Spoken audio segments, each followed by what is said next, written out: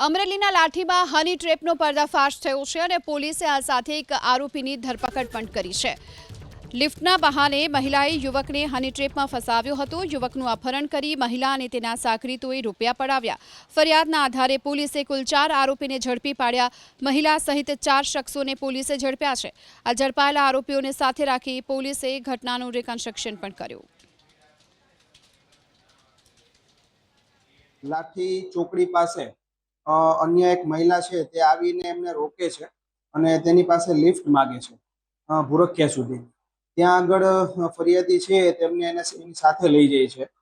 भूरखिया दरवाजा पहोंच्या एनी साथे अन्य 4 व्यक्तिओ एक 4 व्हील गाडीमांथी आवे छे, तेमने रोके छे अने तेमनी साथे बळजबरीपूर्वक तेमने ढीका पाटानो मार मारे छे अने तेना उपर आक्षेप करे छे के आ महिलाने તમે કેમ બેસાડી અને તું અમને ખંડણી નહીં આપતો તારા વિરુદ્ધ અમે ખોટો બળાત્કારનો કેસ કરી અને તને આમાં સંડોવી દઈશું। આ ગુનાના કામે એક આરોપીની અટકાયત ત્યારે જ કરવામાં આવી હતી। અન્ય જે 4 આરોપીઓ છે તેને લાઠી પોલીસ સ્ટેશન દ્વારા ભાવનગર તથા અમદાવાદ શહેર પોલીસની મદદથી પકડી પાડવામાં આવ્યા છે।